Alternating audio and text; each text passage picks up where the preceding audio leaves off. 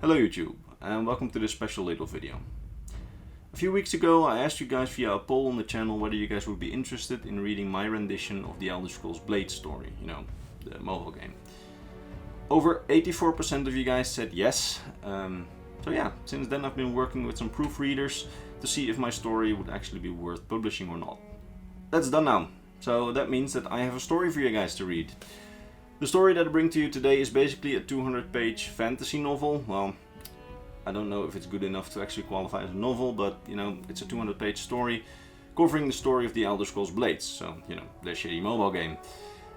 I've tried to take this plot of the Elder Scrolls Blades, which in my opinion was quite shallow and didn't have a lot of depth, and I tried to give it, exactly the opposite, so give it some depth and actually give it a good story. And add a cast of characters, and some of them are original and some of them are from the story but then have revamped personalities and actually have a way bigger impact on the story than they usually have, because you both basically undertake the story yourself in the game.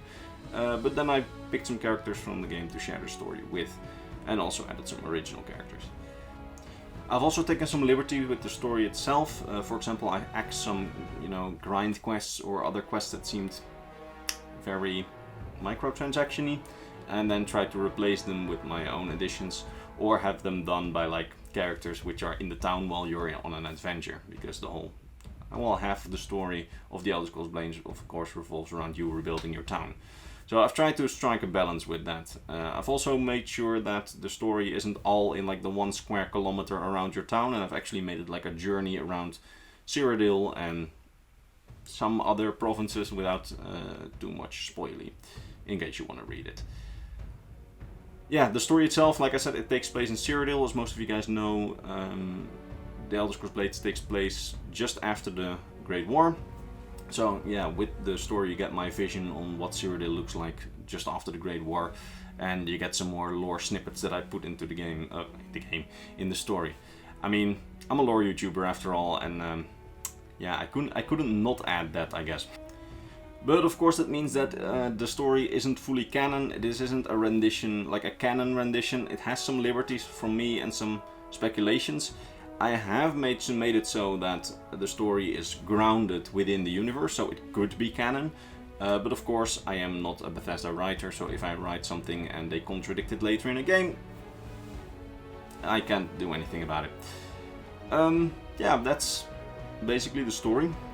I put it in 2 links in the description. One takes you to a website called Archive of Your Own. On that site you can basically publish fan stories, and I also put a PDF download in the description in case you find that more convenient. So yeah, if you want a refresher on the original story of the Elder Scrolls Blades, then there's my video on the Elder Scrolls Blades story. I will put it in the description. And lastly, this story is set within the continuity of my other stories. Like, if you've seen my book video, you'll know that they're not currently in the picture, but I've written some other Elder Scrolls stories. They're not that good though, and they all take place in the era of Skyrim, so the year 201 of the 4th era.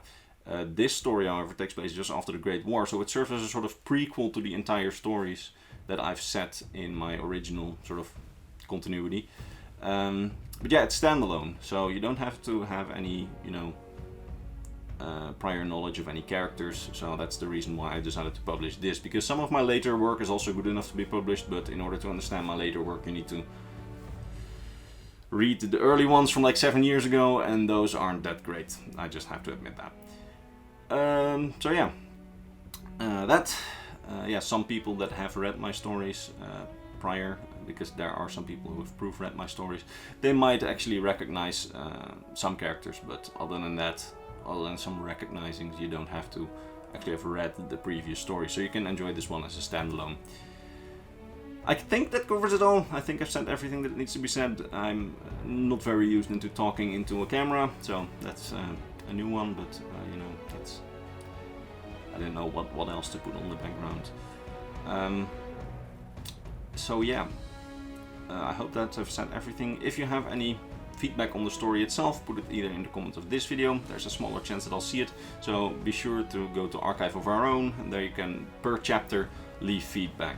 It's anonymous, you don't have to register yourself. All you have to do is like give an email, and then you can put like a reaction under the story without having to register yourself. So if you have feedback on the chapter, if you're reading the PDF, please go there, or you can let me know in an email. I don't know. I'm very curious to know what you guys think.